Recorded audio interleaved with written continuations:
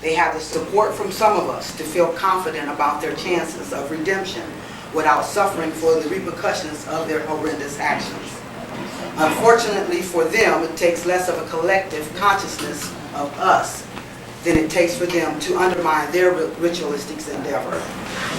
So that is why it's so important for everyone to get into this battle, you know, and know this, that we are the only ones who really qualify for that God title as we know it, because we are the only ones who can bring the two halves together for a whole. Balancing opposites is the only way to create energy at its maximum. The yin and the yang, the male and the female, and even the spiritual and the material principles. Our physical alchemy with the fluidity of melanin through the elements of nature, balanced with the spiritual influence of the universal powers, guided by our ancestral spirits, equals our empowerment by magical means. And to demonstrate that, I brought this book. This is one of theirs. This is a source that is called the Melatonin Miracle. Okay. And I just wanted, this is the discoveries that they have made about how important melatonin is, as they put it. Okay, so I just wanted to read some of this to give you an indication of what they know and what they're using, what they're calling the miracle drug. A miracle. And don't be fooled by where they're getting this from. First off, you should see there, they showed it's the Pioneer Gland. See? It's the first picture they put. And they said diagram of the brain highlighting the Pioneer Gland, which produces melatonin. Who is that from? It's Walter, it's some MDs, PhD, William, I can't even pronounce their names, Carol Coleman, you know, so where I got this, where I obtained this book from, is I used to work for a mental health counseling corporation. They had many psychiatrists on duty, and they would have their stacks of books. And one of the psychiatrists left, and he left this book, you know, so I was able to get it. And first off, if you look at the table of contents, Part 1, Nature's Aging Reversing Hormone. Chapter 2, The Melatonin Miracle. Chapter 3, First Clues in the Hunt for the Aging Clock. Chapter 3, Finding the Aging Clock. Chapter 4, The Pioneer Gland, Your Third Eye, which we call the first eye. Yeah, Chapter 5, Melatonin, Growing Young. Okay. Part 2 is Nature's Disease-Fighting Hormone. Chapter 6, the immune system, nature's own bodyguard. Chapter 7, a powerful protector and treatment against cancer. Chapter 8, melatonin for a strong heart. Chapter 9, exciting frontiers, the promise of the future. Part 3, nature's sex enhancing hormone and other benefits of melatonin. Chapter 10, melatonin and sex. 11, the stress relieving hormone. Nature's own sleep aid, chapter 12. Chapter 13, getting back in sync, tips on overcoming jet lag. Chapter 14, how to take melatonin, the right dosages. And the last one is the afterword toward a new paradigm of aging. They know how to use this stuff. You know, and they got plans for it too. At least they think they do. Yeah, they think they do. Don't they go in and don't they they use plans on it? melatonin for their own use? They go in and they use it as a dosage or something? All this is what I'm telling you. This is their book. Yeah. You know, toting the miracles of it. You know, and how to use it for all of these things. Okay. It says in this book we will tell you how melatonin can help you to grow young, remain disease-free, retain your sexual vitality, get a better night's sleep, and enhance the quality of your life in a variety of other ways. We know that as you learn more about how melatonin actually performs these miracles, you will be eager to know precisely how you can take melatonin in order to achieve each of these benefits. We want you to know that all of the necessary information on dosages, along with precise instructions on when and how to take it, are provided for you in Chapter 14. And, yes. The conversation going on earlier before you got here, young man, I was telling the young man, hey, I'm man, they're mankind. Yes. Do you understand now, young man? I'm trying to. Okay. Yeah, okay. Okay. You the carbon seed. That's right. Okay. Okay. You the man. And I've outlined a few passages that, I want you to understand what they're saying about it, okay? And how they're using it. The pineal gland is a part of the body that, until recent years, has been little studied but long revered. For example, the Hindus attach mystical importance to the pineal, referring to it as the body's third eye. And in a sense, that's what it is.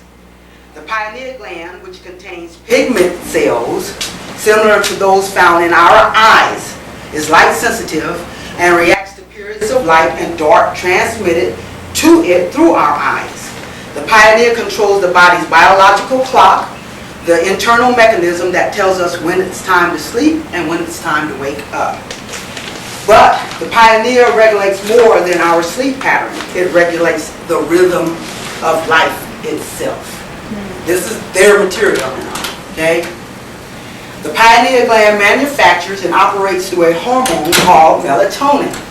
Melatonin is instrumental in establishing our daily rhythms from infancy on. Expectant mothers pass melatonin to their developing babies through the placenta. Although infants don't manufacture their own supply of melatonin until the 3rd or 4th day of life, melatonin is present in breast milk. Melatonin levels peak during childhood. During adolescence, melatonin levels drops off, triggering a rise in other hormones, which in turn signal to the body that it is time to enter puberty. As we age, our melatonin levels continue to decrease, with the steepest decline occurring from about age 50 on. By age 60, our pineal glands are producing half the amount of melatonin they did when we were 20. Not so coincidentally, as melatonin levels drop, we begin to exhibit serious signs of aging. For reasons that we will explain in more detail in later chapters, we believe that this drop in melatonin levels happens and the downward spiral known as aging occurs because the pineal gland, the aging clock, breaks down. Okay? And let me see, I got 25, 27. The melatonin is the key to resetting the clock. It says in animal studies, we have shown that melatonin supplements given at the right time can stop and reverse the aging process. And believe me, this is what they're doing here. I listened to a show, Art Bell. Yeah. You remember? He said people were coming up to him and stopping him, saying, "Oh, you look 10 years younger." He feels younger. This is what he's doing. This is what he's taking. It says, given at the right time can stop and reverse the aging process. In one early study, we gave one group of old mice melatonin in their night drinking water and compared their physical characteristics and behavior to an identical group of mice who did not get melatonin. 6 months later, the untreated mice continued to show signs of aging. They developed patchy bald spots, they grew shriveled, they lost neuromuscular coordination, they lost immune and thyroid responsiveness, and they slowed down until they all eventually died of cancer, which is the typical pattern of aging and death for this particular breed of mice. The melatonin-treated mice experienced a dramatically different fate. To our astonishment, they seemed to grow young, practically overnight. Their fur grew thick and luxurious, their bodies grew slim and supple, and their youthful motor active activity returned. Tests showed that their immunity against disease had vastly improved. Their energy levels increased, and much to our amazement, their sexual vigor was restored. What's even more exciting is that the melatonin mice lived on average 30% longer than the untreated mice, which in human terms is a gain of about 20 to 25 years. Even more astonishing was the fact that the melatonin mice did not succumb to the deadly cancer that invariably affects their breed. See? And there's more.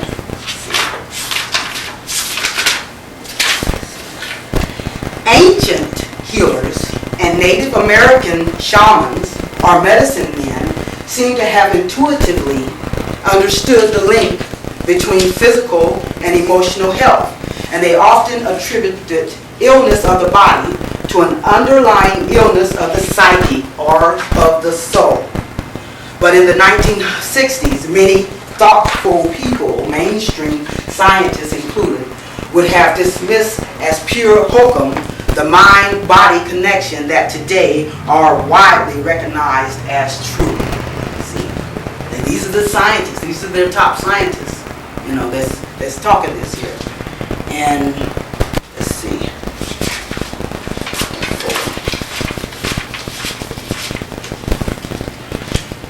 It says here, we know that what makes us unique, both as a species and as individuals, in the genetic material that we carry at our cellular level. We know that if our line is to continue, we must be able to reproduce and pass the genetic material on. In order to reproduce, we need to keep our bodies healthy and strong and our genetic material safe and intact.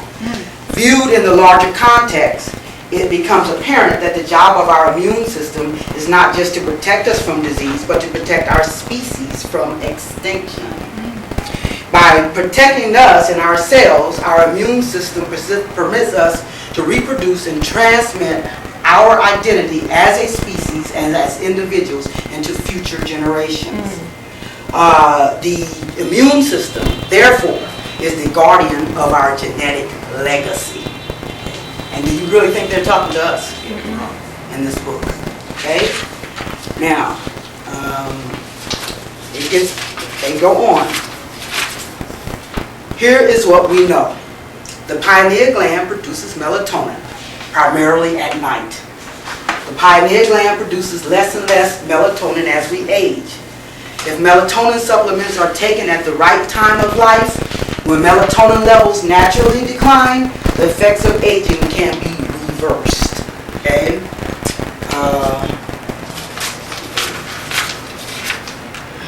And here it says,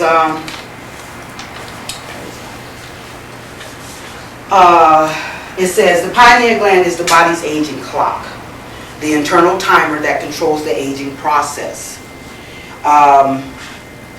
In mammals, including humans, the pineal is set deep within the center of the brain and does not have direct access to light. Instead, it sees through our eyes. Light passes through the pupil and is focused on the retina, the light-sensitive layer that lines the interior of the eye. From the retina, a message is relayed through the optic nerve to the middle brain. Each day, the light that is let in by the eyes set the timing mechanism. Each night, the spinal cord back up through the neck and into the pineal gland. The amount of light that is registered on the pineal through the eyes determines the production of melatonin. Light suppresses melatonin production. So, darkness. That's what it reproduces in darkness. That's what really gets it going. So, what do you think is happening if the light is affecting it through the eyes? If you have blue eyes, the light is getting to it a lot faster, so you're not producing it if you have darker eyes. Understand? So, two more verses I got here. In birds, The pineal sits close to the skull, which is transparent, so light passes through it. Studies have shown that if the skulls of migrating sparrows are painted with black ink so that light cannot pass through, the migrating birds become hopelessly lost. Okay? The pineal gland of many animals, including humans, is believed to be sensitive to magnetic forces. Now where are we going? Going to the energies. So that's probably why they put on those light flashes on the TVs and the Absolutely, commercials and all that stuff. absolutely. Everything That's is what I was real getting. bright light. That's right, that's right. Studies have shown that the human pineal gland may sense and react to other types of electromagnetic fields, such as those emitted by simple household appliances, such as clocks and hair dryers. In fact, several studies have shown that exposure to electromagnetic fields can actually interfere with the evening production of melanin. Okay?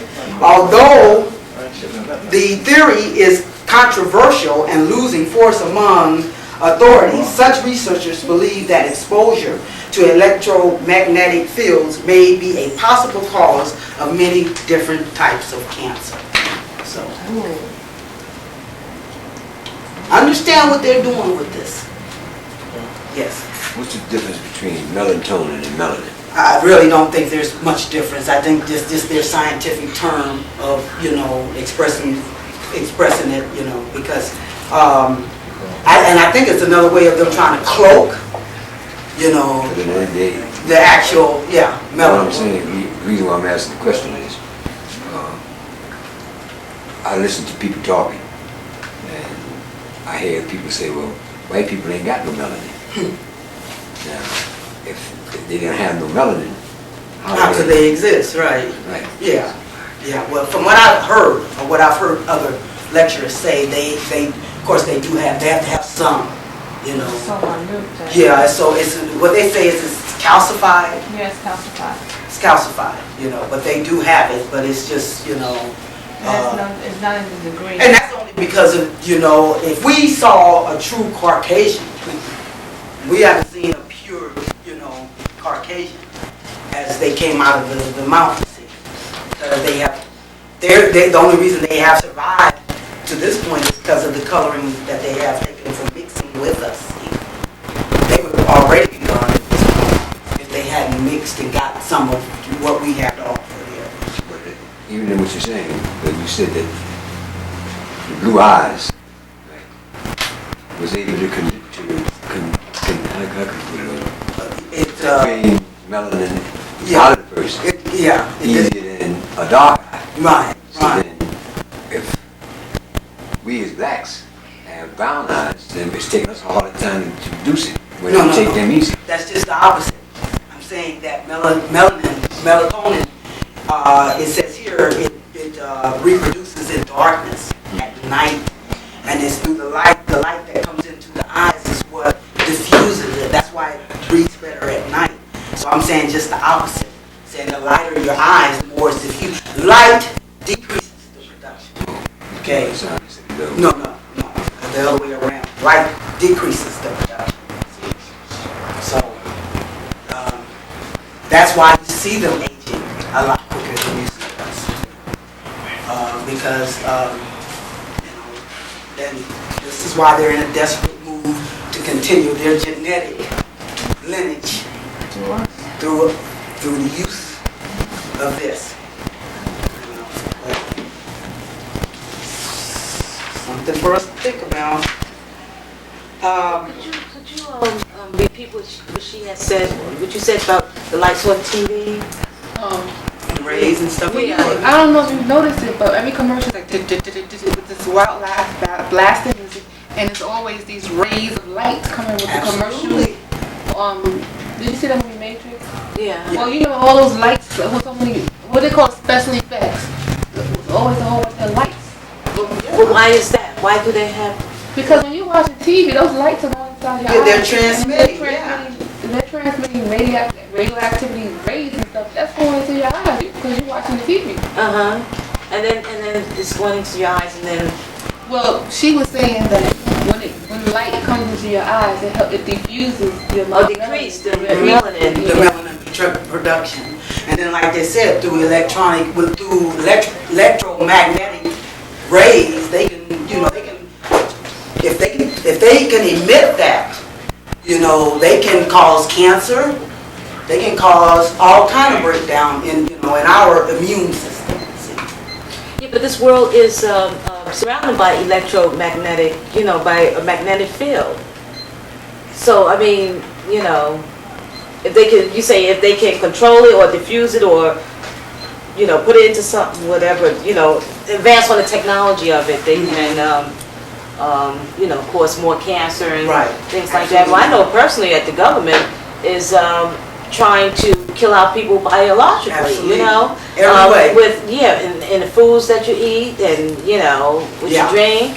But but this is the biggest way that they can suppress us, because this is our biggest way of empowerment. Remember in my other classes how I talked about our melanin is what gives us the fluidity with the universe. This is what they don't have. This is what our empowerment is all about. See, and as I mentioned that August the 11th fixed cross, 1999, when we're moving now more into a spiritual time. It's all the more important that we receive, what we should be receiving from the universe. They know this, and then they're going to screw that up if they can.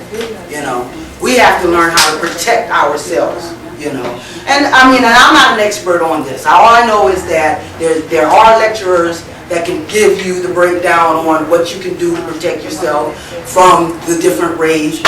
There are things, I mean, simple things that I know of as far as, like she was saying on the TV at night, late at night, when you hear that testing thing, those are programming things, Don't listen to that kind of stuff. Don't go to sleep with your radio and TV on. That's not a good idea, you guys. You're leaving yourself susceptible. And if you don't want to believe that we're not in this horrendous war, then you're really in trouble. Because they're doing everything to survive. It is our time now. Because we are the spiritual kings. And they are the material kings. But that reign is taking a reversal. We're going to start increasing in our spiritual powers. And this is what I'm here for us to discover that, So if I can continue, maybe, some of it will start coming together, because as I said, this is why I'm trying to do a review, because all of this was pretty much covered in my last series, see.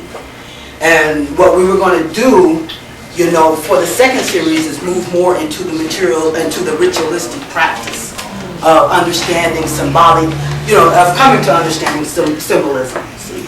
So I'm just trying to catch you guys up to where we were when we stopped in the last class. So, and I just wanted to use some material to kind of validate some of the information I had already given out about that. But as I, then maybe more of it will start coming together. But now that we have shown that I've shown our position and connection to the universal powers, we can move to the lesson part of this. We need energy understanding in order to regain the powers of our ancestors.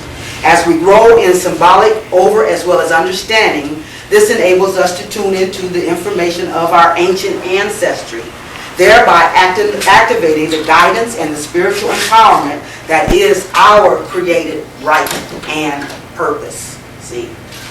And what I did read before is out of this called the Hermetic Magic, because this is ancient texts, information that was received from ancient texts about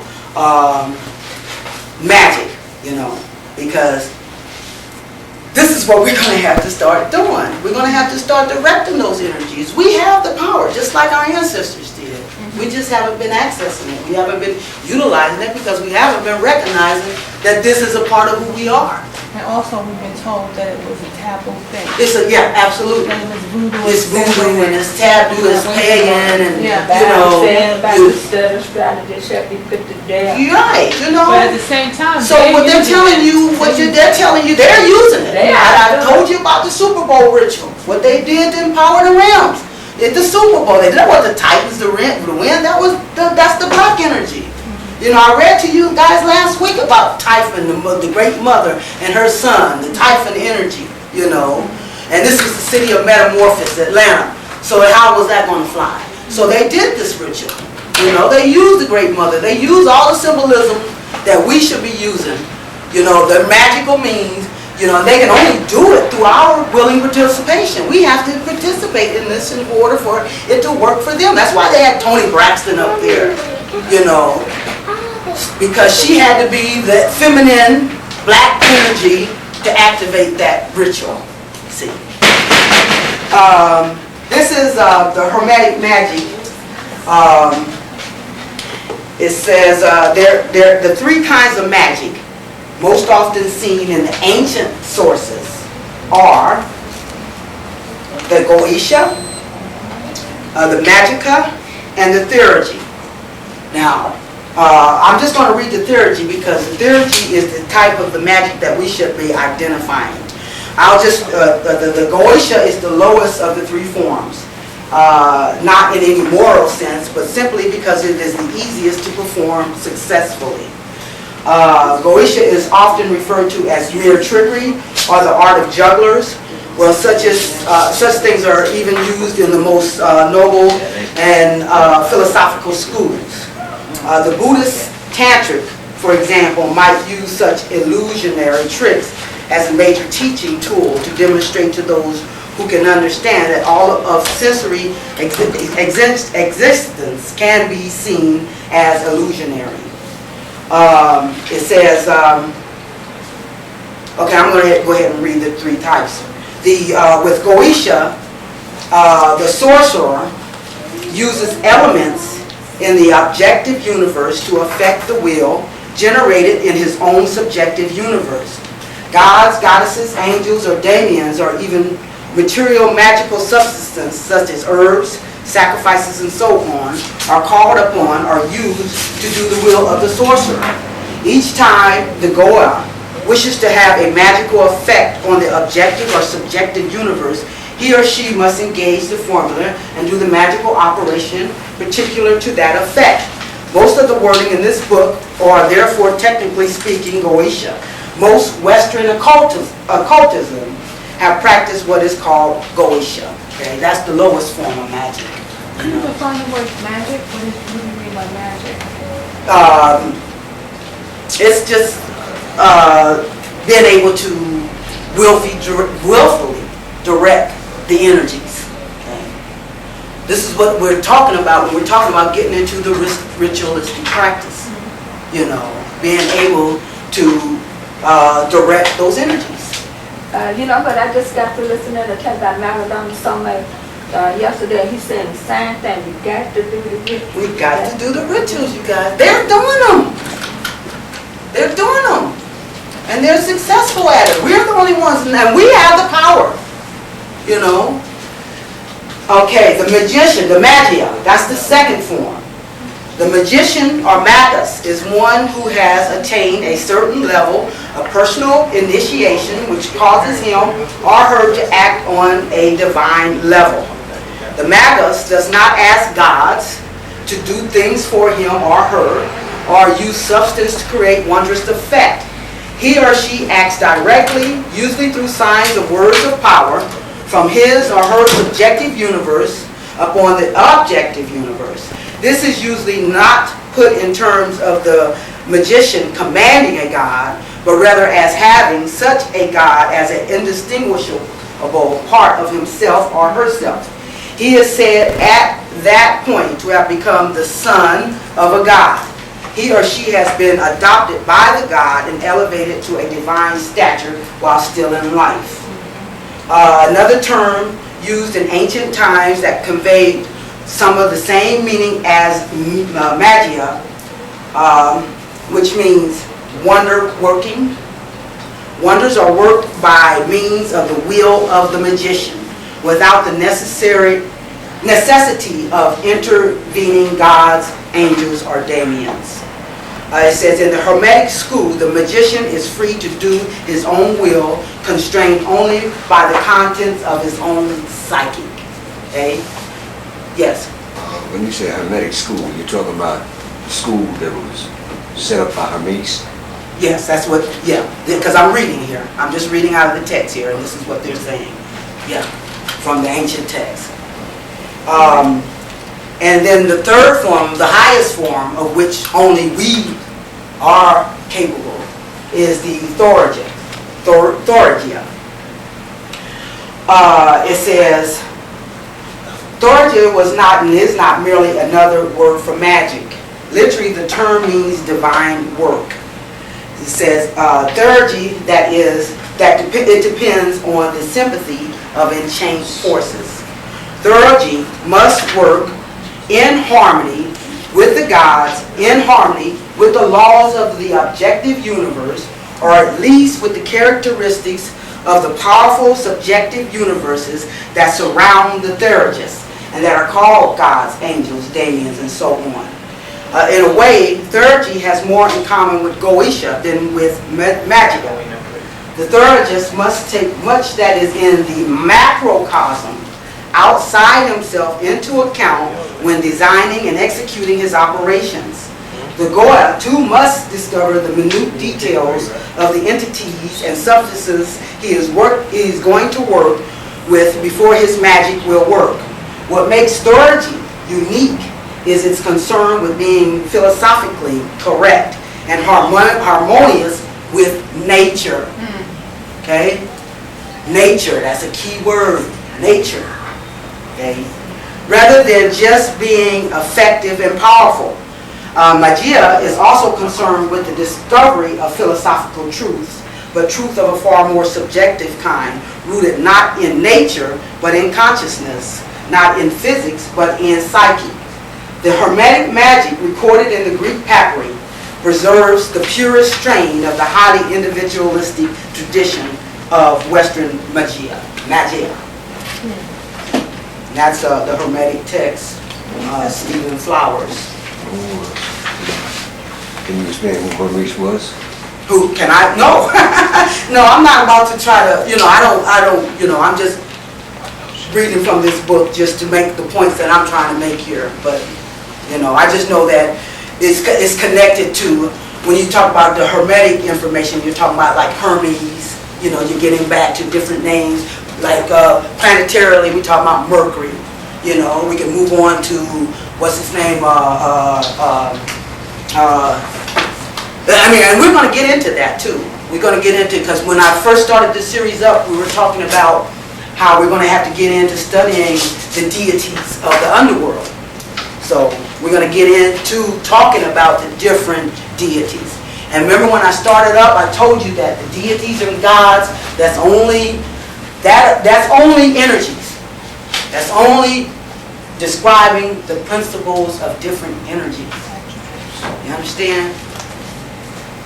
In order for us to be able to understand the vast cosmos, this is what our ancestors did. They studied the energies, and then they came up with different characteristics. That's how they turned into gods, just to describe the characteristics of the energies. And so we are going to get into that, because that's a part of how we're going to begin to do some real ritualistic practices, because we need to identify with those energies. And if you were in the first series, and if you were in the first two of this series, I got into explaining all of that through this book here, the Celestial Ship of the North. And in this book, Valencia Stratton, her first two chapters talks about the supremacy of the Great Mother, and then she talks about the supremacy of the black people. See. And she was an astrologer that belonged to this secret astrological society. And when she wrote this book, they kicked her out. This is what Bobby Hammond was telling me when he introduced this book to me, because she divulged too much information. The Society of Rosicrucian? Yeah. What was that? Was she belonged to the Rosicrucian Society?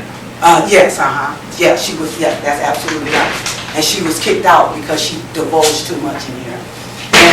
In this, I started off giving you the connection between her and her son, her first son, who was called Set, who was later identified as the planetary Saturn. And I'm always trying to make our connection with Saturn, see. And as I go on and read the rest of this, we'll put some of it into form here. My objectives in these classes is to get you to understand the significance of energy management in your lives. When you overstand and understand the symbolic meanings that our ancestors knew instinctively, you are accessing the spiritual language of the cosmos. Get to know the message of the universe. You will get a picture of your role in the larger scheme of things. You can then respond to the energy rays of the universe, which is our spiritual guidance.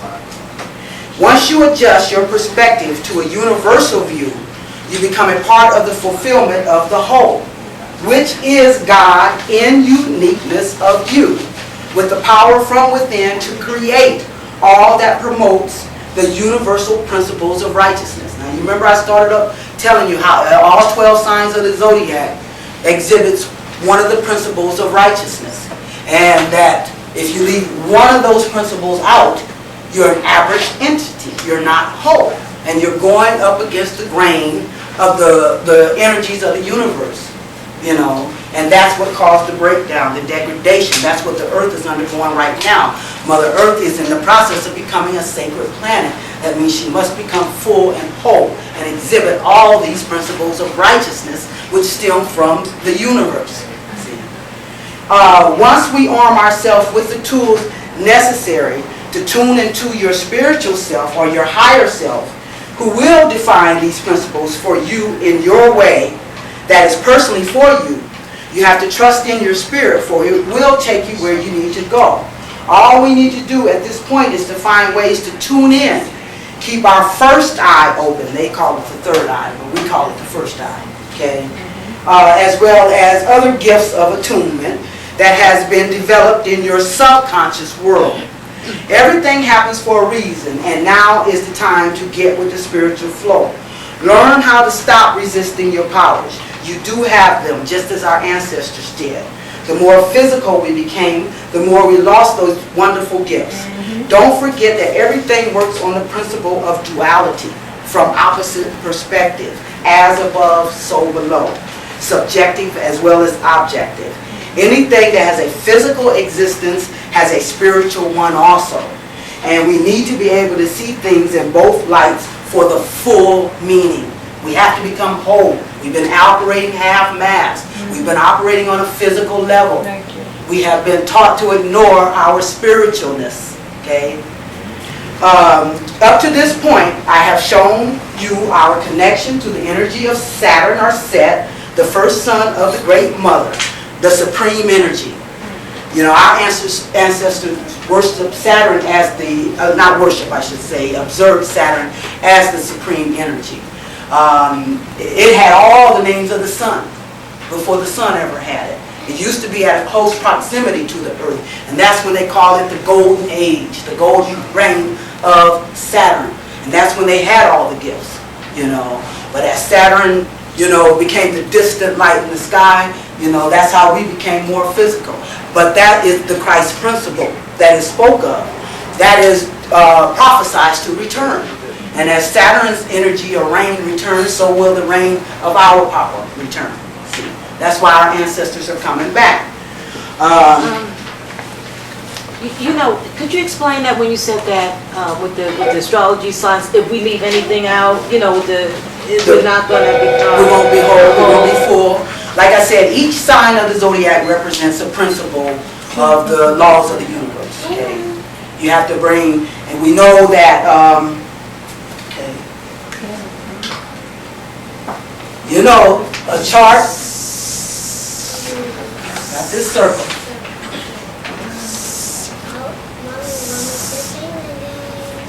Yes, Jabbar. Okay, I'm sending another one, second day here. We learned in the last two lessons, right? And I told you I was going to stop using words. I'm going to start just using symbols, because I want to appeal to your subconscious.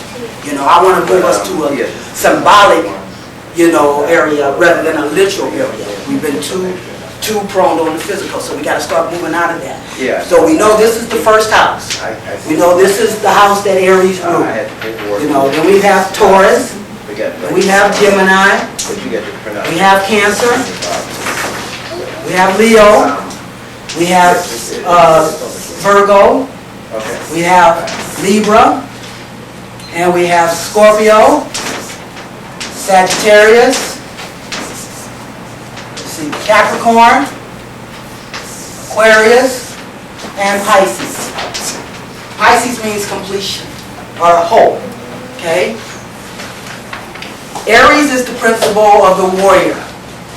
It's ruled by the planet Mars, which is the energy of war, you know. And when we start getting into, you know, the ancient texts, you can equate that to like Horus, you know what I'm saying? We're going to try to make the connections from the planets to the deities that our ancient ancestors understood, and then to the energy.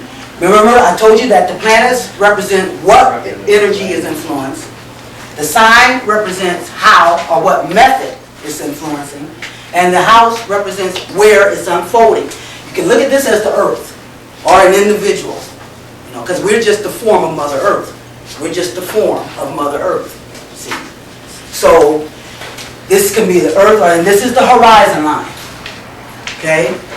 And all of this is broken down into opposites. Everything is about balancing opposites. That's how you create, by balancing opposites. So, this is the sign of war, the planet of war. This is the energy of the warrior. So the first principle that we're looking at is Aries, which is the principle of the willingness, the spiritual warrior. Okay? That's what the Aries energy represents in that wholeness. Then we have Taurus. Taurus is the one that dictates what do we value. You know, what do we value morally and materialistically. This is what it is what we value in life, our moral values. That's the second principle of righteousness. The third principle is the principle of understanding. That's what Gemini represents. You know, Gemini is the educator, the teacher, the communicator. That's where you get your reading, your writing. Everything about the earth is represented under one of these symbols. Then Cancer, the fourth sign. That's the principle of the nurturer. That's the one that makes our connection to the past, to our roots, our heritage, our mother. That's our mother energy. You know. Remember I said you're conceived through Aries. You take form or body. Your body develops in Taurus. Your mind, your mental capacity develops in Gemini. You're born through Cancer, the mother. That's the gateway. I read last week the two gateways.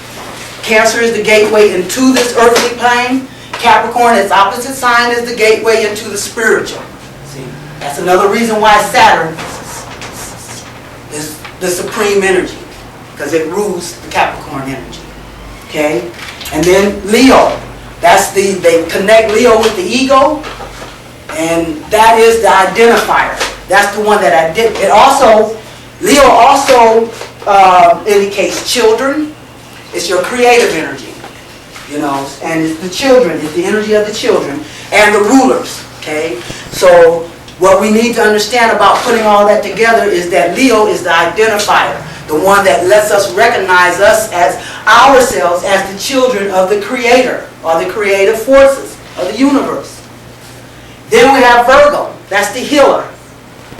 Health. Then you have Libra. That represents justice, fairness, and equality, especially in partnerships. Then you have Scorpio. That's the energy of bonding, coming together in joint efforts to make an impact. Then you have Sagittarius, spiritual wisdom. You know, the great expander. It's the philosophical meaning behind everything, you know, and that's ruled by Jupiter. Then you have Capricorn. That's the energy of sacrifice, of humbleness. Then you have Aquarius. That's the energy of humanity, you know, your humane feelings. And then Pisces, completion. That's the compassionate, You know, that's the one that says in order for us to become whole, we have to include everyone, you know, those that are in prison, those that are on drugs, those that, you know, are the outcasts of society. See? And what I'm saying here is that in order to be whole and full, each one of these 12 principles have to be enacted. And if you leave one of them out, you're still an aberrant entity. You're not full, you're not whole, you're not sacred. When you use all 12, that's what gives you your fullness, your wholeness, your sacredness. That's more or less when they say holy, you become whole. Absolutely, a holistic. Yeah. Right, Because you become whole, you become You're full. energized by the circle. You're using all your energies. We got all these energies in us. We identify, of course, with our sun sign, you know, but that's only a small fraction of what's going on. And the job of astrology is to give you a perspective on what energies you're focusing on and what energies, you know, you need to pull in to make yourself whole and full. We have to use all the energies. Sometimes it's not that easy because we want to use the energies that we're used to working with. But, you know, we need to learn how to integrate energies. Because remember, I'll say, if I say it once, I'll say it 1,000 times. Balancing opposites is creative energy. Male, female, yin and the yang, positive, negative. Every time you put two opposites together, you create energy. That's creation. That's the creation process. That's why I say we are the gods, because we are the physical beings with the spiritual capabilities through the melanin. See? And that is bringing two opposites together, the physical and the spiritual, to make the whole. If you don't make it whole, it's not complete, it's not sacred, it's not spiritual. Okay? And those are the 12 principles. And if you leave one out, then you're going against the grain of the spiritual. You're still in that physical rotation. See? That's what I meant by that. I hope that answers your question. Okay. It says, up to this point, let me see, I have shown you the connection to the energy of Saturn or Set. And if you know any astrology, you know what Saturn always represents. Saturn represents the energy of restrictions, obstacles, limitations, oppression. Okay? Who does that describe as a people? It also represents the colors brown and dark brown. See? And then when we do start getting into the ancient deities and we start recognizing this is Set, you know, and you'll understand through its battle, I think that's in here. It says, up to this point I have shown you our connection to the energy of Saturn and Set, the first son of the Great Mother, the supreme energy. Saturn was the creative energy of the earth. When Saturn reigned at close proximity to the earth, our ancestors had marvelous powers. It was known as the golden reign of Saturn. Telepathy, the power of the will of the mind. We could appear and disappear at will. But Saturn lost his rule. Some say to his son Jupiter. Some say through his battle with Osiris or Horus. All the reasons are only symbolic of the fact that he was put in exile, cast down, fell into flesh, but prophesies to return in full glory and power. This energy story is the same story as a nation of people. And we all know who that is. Saturn's return is predicated on our return, not the other way around. As I have said before, the spiritual does need a physical vehicle to operate through. I have also shown you that the white folks do understand, and they have been real busy for quite a while to continue their reign in this world. They have given us Zeus, or Jesus, to divert us, as well as many other emotional diversions. They are pimping that energy with a message of love to continue their empowerment. They have put their rituals right in our faces while turning us against the practice for ourselves, because they know that we are not seeing yet from the universal perspective. They have seduced us into participating in our own oppression. It would only have taken about 3 of us to undermine their halftime Super Bowl ritual. And then, you know, one of the ladies called because when I showed it the last time I showed that Super Bowl ritual, and at the very end, when you saw Toni Braxton, she was standing up on the Mandela, and which is supposed to represent, the universe. She was the one that gave the final song in her white dress and the dove of peace behind her as she was singing, "Let's walk hand in hand and through this gate together," And they were talking about magic throughout this ritual. They had the Great Mother rising up out of the water. They had the drummers come out in realm hats, to direct the energies on what energy they wanted to empower. So at the very end of her song, she did a little motion with her head, sort of like that, like it is done, So we kind of discussed that in the class. And one of the ladies called me afterwards, and she wanted to know if Toni Braxton knew what she was doing, because she gave that signal as if to say it is done. And what I was telling her is that she may not have known on a conscious level, but her spirit knew what it was doing. She was in the spirit because she was performing a ritual. She may have consciously reasoned, "I'm all that, and I'm here in front of the world," but it translated to her spirit that she would do what was necessary to prove her worth to these people who chose her for this endeavor. This is how our spirits work. It will produce for you the objective of your desire if you present the right tools to activate its participation. But it will show the true intent of the activator regardless of the consciousness of the participant. That is why it is so important to be in harmony with the universal powers, so that your powers are used for the good of the whole rather than self-aggrandizement. This is why we have undergone this alchemical process to harvest the powers that will reign in the powers of truth. Okay? In other words, like I told you again before, when the white man used his powers, he abused his powers, he screwed up the world. But if we abuse our powers, we can screw up the universe. That's why we had to undergo this alchemical process. So that when we do begin to reign in our glory, we will not abuse it and cause devastation throughout the universe. That's what this has all been about. See? So,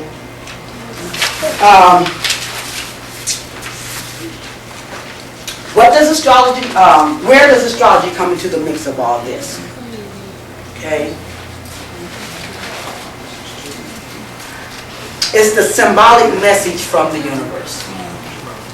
Understand these symbols and you will receive of the message of our ancestors. It's called tuning in by any means necessary. Your response to these messages from the universe or our ancestors is your willful participation or spiritual purpose by you activating or recycling these energies. Now what I need to do is, what I want to do is discuss the homework assignment. What I had asked you guys to do was, I had told you how we had moved from the energy of Taurus, which is the energy of what we value. And I had told you that we were in a transformation period. The earth was in a transformation period, activated by, or signified by that fixed cross of August 11th, when all the planets were sitting in the 4 fixed signs of the zodiac. And this signified the reversal of the energy rotation from the material to the spiritual. So, in other words, Mother Earth is regenerating or transforming or in a crucifixion process. Now I want to ask you, since you say that the Earth is regenerating and white people are materialistic people, what's going to happen to them once, it becomes more spiritual? And you can already see evidence of it. It's declining, it's a breakdown, it's a process. And anyone that stays on the material, path is going to feel the friction, of going up against the grain of this influx of the spiritual, So they're starting to experience a breakdown. Remember I told you the Taurus was the last leg of that fixed cross, and that was the physical, because each one, it started in Leo, which was the fire element. And we saw fiery breakdowns, we saw fiery things happen, that indicated the breakdown. Then Then the next fixed sign that the sun moved into was Scorpio. That's a water sign. So we saw a watery thing. That's when we started seeing the floods, you know. And for us as people, it demonstrated as emotional, intense, emotional, you know, outbursts. You know, you saw people going off in public, okay? And then it moved into Aquarius, which is the air sign, which denotes mental. Then we started seeing technological problems, you know, and we started seeing in nature, it came out as tornadoes, see. This is all showing a demonstration of the breakdown, see. Now the last leg was the Taurus energy, which is the earth sign, which indicates the physical breakdown. We started seeing more physical, we started seeing health problems, you know. I told you Taurus represents money. Look, what has the stock market been doing? It's been plummeting, see. So you've been seeing a lot of physical ailments, a lot of physical devastation, see. So because this is the last leg. It takes about 2 or 3 months for that energy to completely unfold. So you're always going to see an overlap, you know? As one was beginning, another one was still unfolding. So you're seeing a mixture of these things, you know? So that's it, you know, the material breakdown. Not only the white folks, the black folks that are not tuning in, you know, because we talked about this in the last class.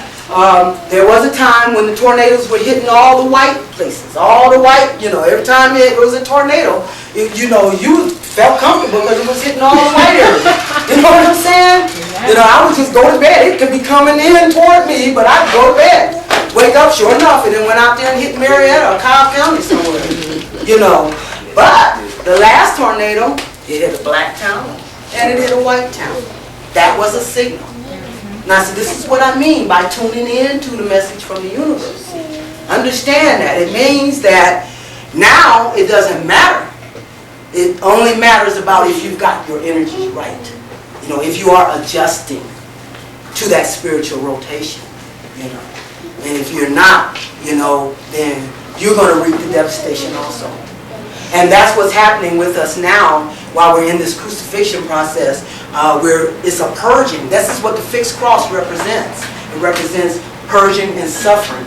In other words, it's going to purge out of us those things that will keep us from reaching the new paradigm that is very rapidly approaching. See? So those areas where you are continuing to go against the grain, those are where you're finding the friction at. That's where you're experiencing your breakdown, you know. Like I said, because of Taurus being the earth sign, most of us was having some physical problems. Some minor, some major. But everybody I talked to was having some physical problems. That was a purge. That's saying cleanse, you know. If you want to make it, you know, it's exposing our weakest area so we can deal with it and move into this new paradigm. So anybody who doesn't adjust, you know, they're just going to continue to go against the grain. That's going to be a breakdown. And right now, it's being experienced on the physical level. You know, it's already went through all the other elements, and now it's at a physical level. See? So, it says, so I'm saying, what does, so I was trying to see if anybody made any correlations between how the sun had moved from the energy of Taurus, which was about redefining our values, into the energy of Gemini, which is about coming to an understanding, okay? So, have any of you noticed that? See, all I'm trying to do is get you attuned to what the energies are doing, see, by looking at this clock, as looking at the sun as the clock here. Now, yes? I have a very question that's very deeply disturbing to me. And I want to know that since we have moved into the age of Aquarius, okay, when we were in Pisces and the spring equinox came in March, right? Because the equinox is always one sign behind, and as we in Aquarius now, does not that mean that the equinox has moved to February the 21st? you know, you've done a lot of study on that, and so you probably do have some insights. I said from observing Yeah. that in February we did have we had 80 degrees. Right, well, you weather pointed that out and- before. Yeah, we do. I mean, it's like the weather. You can, if you'll notice the season, it's like we're in summer now. You know, it's like we're you know, We are a month ahead. a month ahead. See, so that's what she's talking about. So, but you know what? There's still an overlap though. We're not completely in Aquarius yet. They say that it'll be another 150 years before we're completely in I don't think Aquarius. so, but I believe we came in 1881 and we are already in. Okay. So I know that's definitely the prominent energy right now as far as the planets go, because that's Uranus, and that's that's the evolutionary energy, you know, and that's what stage we're in right now. So, so nobody can give me any examples of redefining some values that may have come to some understanding as the sun went into the energy of Gemini? No?